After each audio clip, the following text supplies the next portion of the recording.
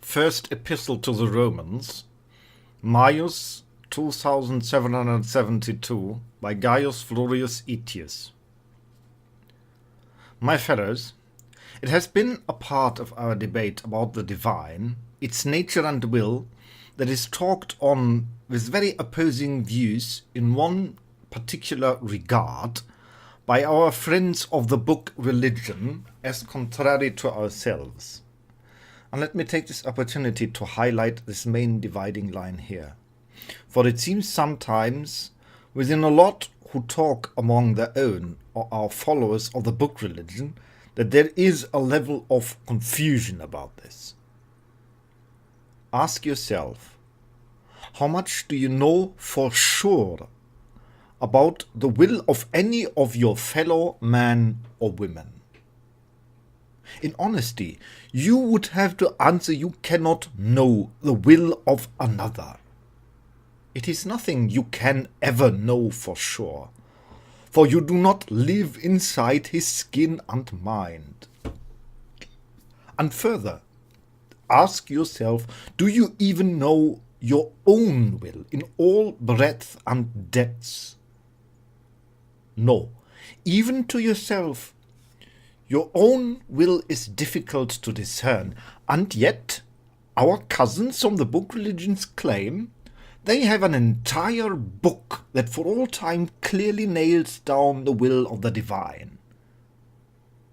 They say, here we have clear knowledge of the will of a God, and we have him prisoner in his book, for he can never alter his will hence, all for this man-written book.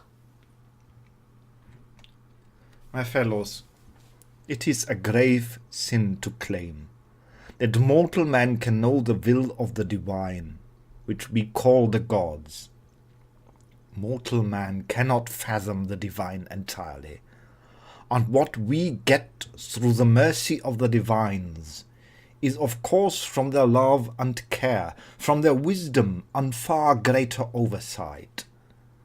And it is a sin among some of our own seers, augurs, and prophets the same. Of course, since the divine gods love us, they seek out individuals to show them something, and it may be a guidance for yourself to grow, to learn, or it may be a message for the time, a warning, a hint. And then the seer or prophet or augur or aureolus may say thus, this is the image I have seen, or this is the pattern, and it indicates that, but not an inch more. But what hubris would it be for one to say, I, this small mortal, can write down what is the inner will of a god, and this writing shall bind his will for all time to come. That would be a hubris and a sin of the greatest order, and that is the dividing line between us who call ourselves followers of the gods and the children of the book God. For they want to capture their God in a book and nail his will down to words written by man. And ultimately it is not the God, but a mortal man, who now assumes the place of the God, saying, here I know for sure the will of God, and you all must do so or be condemned. And herein lies sin and hubris.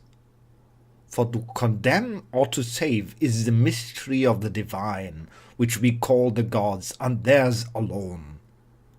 It is not one man given to know for sure 1 inch of the inner will of the divines. And so let none among us speak as such. And such is the dividing line that we accept in piety our place, which is not to hold the will of a God captive in a book for all people and all the time. Do you even know the will of thy brother? And oftentimes not even the will of thyself. Much less can you claim to know the will of a God. And what further sin is the claim of the holy books that they say, "This is what a God spoke, and from thereafter we mortal men decide he must remain silent." We mortal men are holding captive our God to remain mute and never speak again.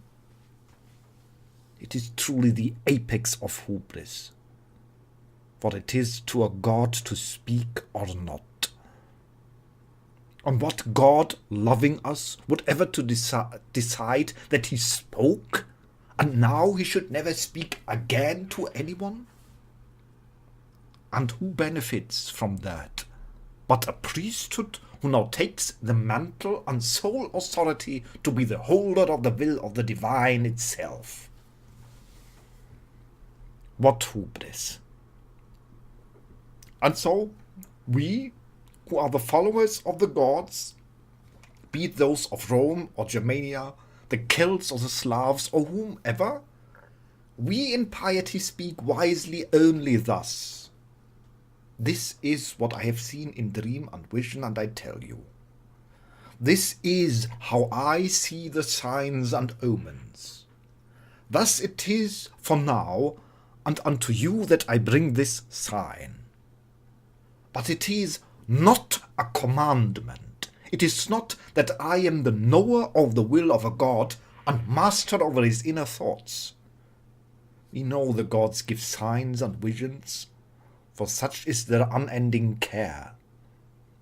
But a God is unendingly vast and deep beyond our full understanding.